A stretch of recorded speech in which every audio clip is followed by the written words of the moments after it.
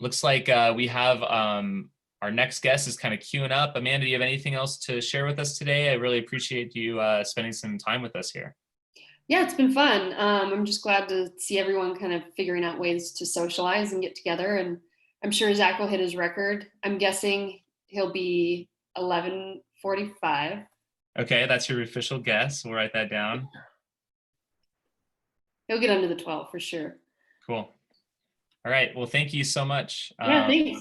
Yeah, let's bring on our next guest here, Jeffrey Burns. How you doing? I'm doing well. How are you? Good. Thanks for joining us. Did you Me. just tune in to Zach, or have you been watching a little bit this morning? Yeah, I just tuned in. So Awesome. yeah. So yeah, he's over 20 miles in now. He hit 20 miles in, I think, 2:21. I'll kind of bring you up to speed.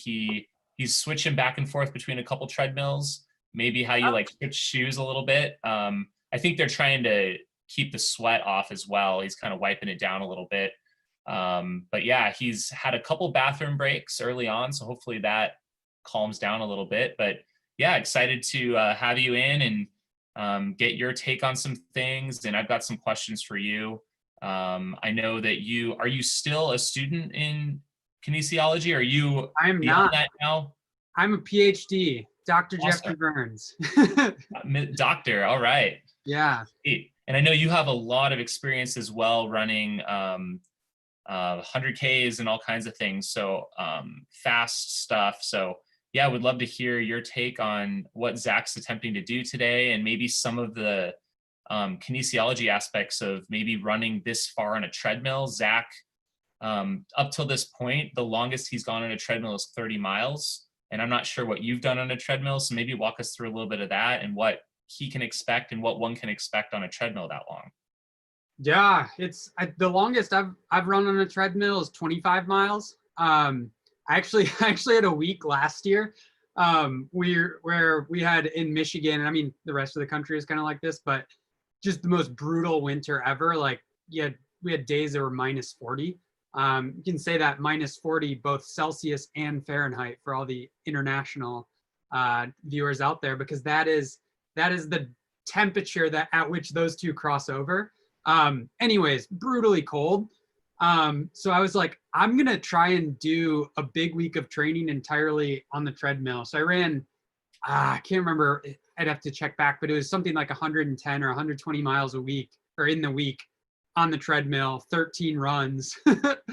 One of those was a 25-mile run.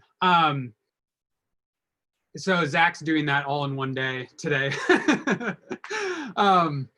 But in terms of running on a treadmill that long, there's a lot going on that can influence it. And our responses to treadmills are highly individualized and highly dependent on your familiarity with it. So if you were completely unaccustomed, if you've never run on a treadmill in your life and you jump on it, you could have some, I mean, because it's a different, grossly speaking, mechanics are pretty similar between treadmill and overground running, but it is a mechanically different task slightly, from the standpoint that you're essentially responding to this belt rather than essentially generating elastic mechanism to spring forward. Yeah, so in terms of what Zach is going to be going through mechanically,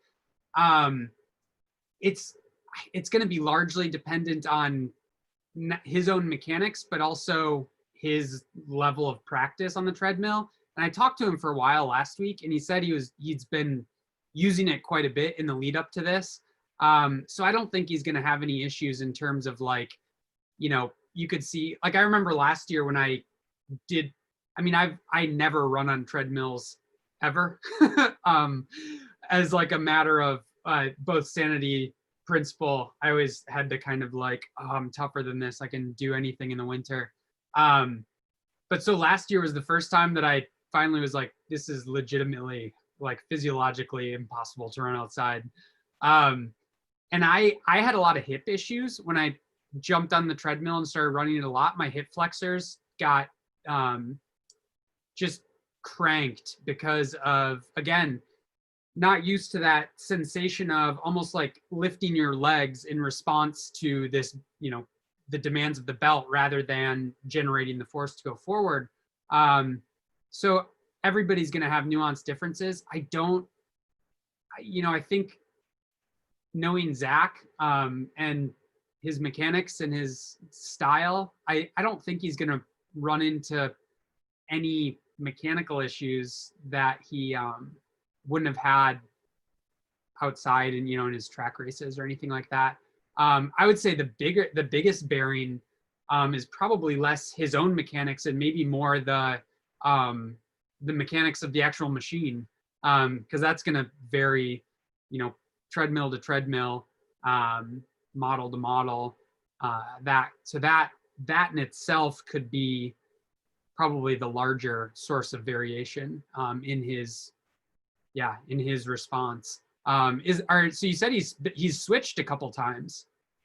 Yeah, I know he was wiping it down a little bit, maybe just getting some sweat on there, maybe on the display. I think it might have been what it was. Are they the same models of treadmill that he's? I think so. Yeah, I think they're identical units. I was gonna say that would be like, man, if I was doing what he's doing, I would almost want to switch. Well, maybe not. It'd be interesting to switch between models, because that was getting back to, like I was saying, is one of the big things that changes between the models is the compliance and the stiffness of the platform. So that's going to be wildly different between different treadmills. So you can think of the difference between, essentially, grossly speaking, think of like running on wooden boards. There's lots of different sensations that you can have on, think of all the boardwalks you've run on in your life. Each one of them is slightly different. That's kind of what a treadmill is. So yeah, it could kind of impose, a slight different mechanical challenge, which would, if you're doing that for 12 hours, that would be, I would imagine that would be nice. But sure. Yeah. Does he have a fan going? Oh yeah, I know he has a fan behind him, and there's also, I know I've heard people using like dehumidifiers as well to try and. Oh, that's brilliant. Yeah. Yeah. So I think, I was actually reading about Michael, I think it's Michael Ortiz. He's going for 100 milers in like 100 Oh, weeks. I saw the New York Times piece on that. Yeah. Yeah. So I know he was saying, because he's been doing 100 miler, I think every single weekend on a treadmill in his apartment, because he was like going to races and doing them all over. And because of quarantine, yeah, he scrambled. And I think the first one he did was just around his rug in his living room. And he's like, oh, I better get a treadmill.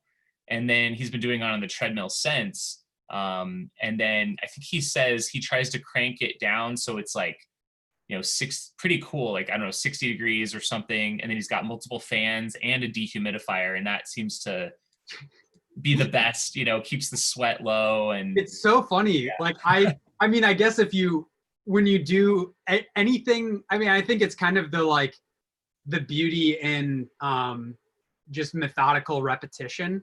You start to learn the like nuances and just small things that can make a big difference in these tasks. So if you're spending days and days in your apartment running on a treadmill, you start to pick up all of these things that nobody would ever have otherwise like thought to optimize this task. Man, when I first read about him, my thought was like, this guy is obviously a sort of like masochist, or has some sort of, high tolerance for not just discomfort, but like psychological unease. But man, the guy who lives below him must have like a similar like tolerance. Oh, I can't. Yeah, let's hope those floors are pretty soundproof, Yeah. Yeah. So to Zach, question on what he's doing. Is he locked into a pace, or is he switching it up? That's a great question. I think he's pretty locked in. I haven't seen him adjusting the pace too much. Okay. You would kind of hope that you just kind of set it. And that is the nice thing about treadmills and this kind of an effort is mentally you can just set it and just run. And you don't have to worry about keeping on track with it. And I'm sure he's been training at a certain pace that he's trying to hit. So hopefully right now it feels pretty easy for him at this stage. Yeah. So this was actually something that I talked to him at great length about. I would play devil's advocate there and say dialing in and a one pace for a long time, I think could be really detrimental, because that is essentially a constant velocity that this machine is imposing on you. And I would suspect mechanically and physiologically speaking, that might be problematic, as well as even more so psychologically. I was telling him about two runs I did last year when I was kind of doing this experimentation with a lot of treadmill running. One was a 20, I think both of them were like 20 or 22 mile long runs that I was kind of trying to do at kind of 100K down to marathon type effort stuff. So one of them, I decided, I was like, I want to just dial this into 6-minute pace and just go 2 hours straight up 6-minute pace, see if I can do it. And that was so much harder than a second one that I did where I oscillated back and forth in just like structured increments between 6:30 and 5:30 pace. And it came out to average the same thing, but the one with 6-minute pace where I locked it in, and it literally felt like I put a noose around my brain and was just strangling. And it was like 10 minutes in, I was like, I can't do this. 20 minutes in, I was like, there's no chance. Like 30 minutes, I'm like, this is ridiculous. I can hold this pace for 50 miles on the road and I feel like I'm dying in here. And it wasn't physiological. Like I had a heart rate monitor, my heart rate was fine, but it was just like, it was like a very stressful sensation to have this machine imposing this pace that you knew you had no choice but to obey it. So I think there's a psychological control thing, at least there was for me doing that. Moreover, I think physiologically when we run, our bodies encode a natural fluctuation in pace. So if Zach's running 100 miles on a track, and say he's trying to run 100 seconds per lap, I mean, he's going to consider it a success if he runs 99 seconds or 101 seconds or 102 seconds or 98 seconds. That's really pretty enormous variation. That's fluctuations of 4 to 5 seconds, on that space around that lap time. Moreover, if you look at what that is, over the course of, smaller intervals within that, in the 100-meter or 50-meter intervals. So I think our body naturally, when we're in a rhythm, it imposes a certain pace variation in itself, step to step to step to step. That maybe pause you for 1 second. We have a quick update from Christina. We'll get right back to that. Yeah. Thanks, you guys, for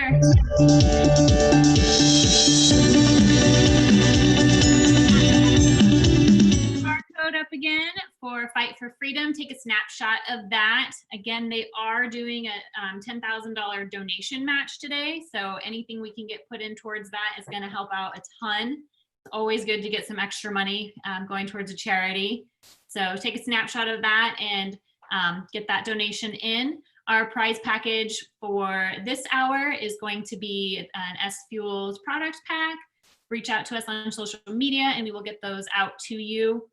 The next prize is the Purpose Racing socks. And again, same thing, reach out to us on social media and we will get those sent out to you. Just want to give a shout out to all of the runners and everyone out on bikes today, joining Zach and making this event possible. Thank you guys for sharing your insight and information. And it's been great to get all of this extra knowledge that I'll be able to put into my running as well. So it's been great to be able to listen to all of that. We've got a lot of runners, athletes in general, out just doing a lot of incredible things today. And it's good to see everybody on screen. and getting active out there. But I will step off again. So let you guys take back over. Awesome. Thank you, Christina. Yeah, so it sounds like we were just talking about some of the variability and how that could be important. So Yeah. what you're kind of telling me is that it may in fact be better to vary that pace a little bit mile to mile, just maybe to introduce that kind of natural pacing that we have when we're out running on our own and just kind of intuitively going at it. Exactly. So I was talking to him about a strategy to potentially ratchet it down in, you know, kind of pre-planned increments, or even, you know, ad lib, but 5-10 minute segments of going, like if he's trying to run 7-minute mile pace, you know, oscillating around 7-minute mile pace, but going from 7:15 to 7:05 to, you know, 7-minute to 6:50, even down to 6:40 or 6:45. And I think that drives a sort of mechanical variability to keep things fresh, but also getting back to that idea of being locked into that pace. I think we have a sort of, we can become perceptually habituated to one experience that if you never run, if you never go through the actual motions of running faster than the speed that you're running, that can feel like a limit. It can feel like you've reached this kind of asymptote. Whereas if you expose your body to slightly faster paces, it's like resetting or reestablishing a norm for this kind of, I would call it like a perceptual governor almost. Getting back to the central governor idea or something. But this idea that like your body knows that there is a much faster, it's capable of much faster movements. I think that's important in making what the pace that you're locked into feel easy or feel comfortable. So I was talking to him about that, and it also would serve as a good way to explore the sensations of faster paces if you wanted to dial it down to go for something faster later on. So you said he's locked into just over 7-minute pace right now, it sounds like. I think so. Yeah, I don't have his exact split time on the screen currently. Yeah, so that was, I don't know, something we had talked about to kind of explore that, keep the options open, and kind of keep himself fresh. Yeah. But yeah, he might be going up and down with it. I've got kind of a random question for you. I don't know if you know much about it, just in terms of like kinesiology and stuff, but I know like the treadmill he has, which is the X22i from Nordic Track. I have the same one, and I've been doing a lot of incline because they can go all the way up to 40% grade. Whoa.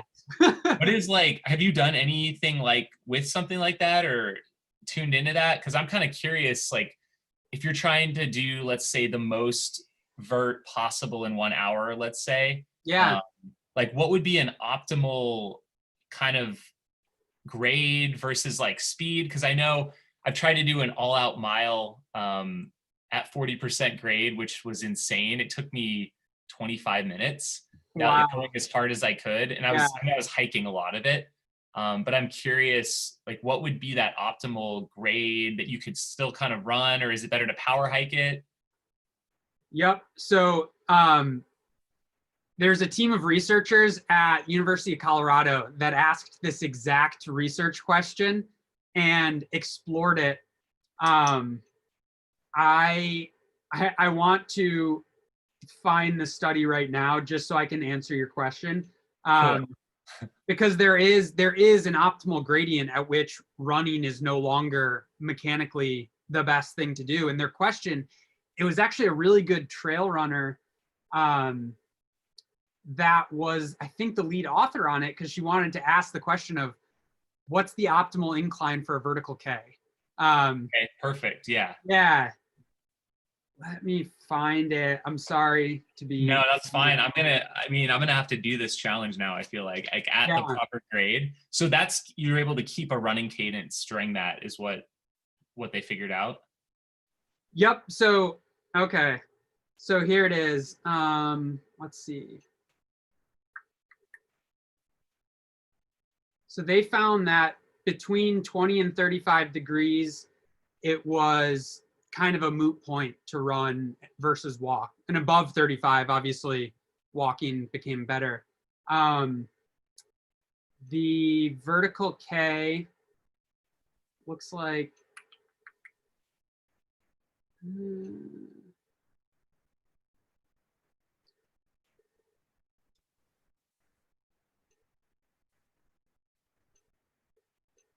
Yeah, for me, when I'm using it, just in general, while you look that up, like I like to kind of oscillate between like a 20% grade, and that seems like I can jog at that pretty easily for really like an hour. I could do an hour at 20%, and then I'll kick it up to like 35 or 40, but that's pretty much just hiking for me. Yeah, so they were.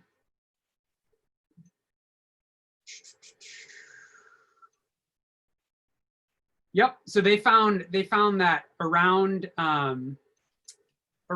30 degrees would be kind of the optimal, and that walking or running would be basically moot. So the fastest way to do a vertical K based on for amateur runners would be essentially that kind of 30% walk run.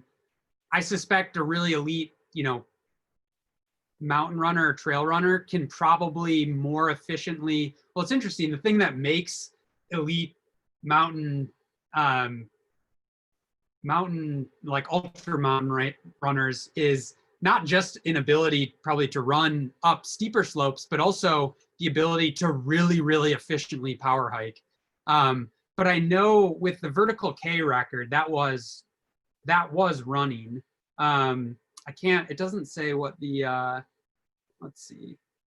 I'm trying to find what so that actually, the record is in I don't know if it's Fouillé, Switzerland, but 31 degrees was the average slope of the vertical K world record, which is 29 minutes and 40 seconds. So about 30 minutes. 30 minutes at 30% is your vertical K record. Okay, so that's like a real life one up a mountain. Yep, that's the world record. Okay, so like replicating that, doing like a 31, that would be interesting to do. Yeah, so dial it into 30% and see what you can do. Nice. It's kind of like when you hear people commentate road races, it's always like, yeah, go down to your local track and run that, Go grab your Nordic Track and set it to 30% and see how long you can run it. Heck yeah.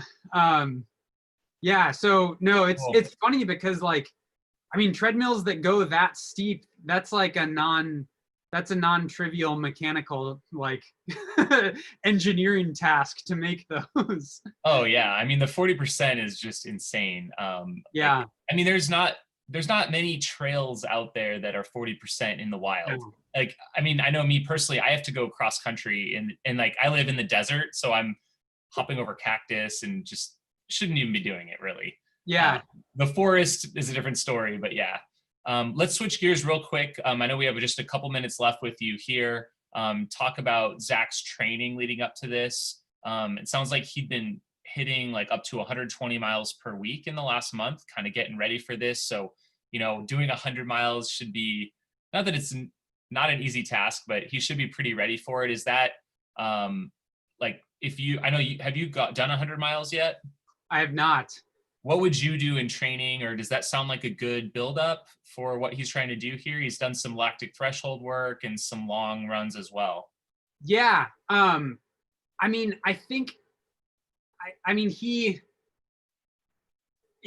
he has in the past, but doesn't go too much higher than that. He's not somebody who's going to go out and put in 180 miles a week or something like that.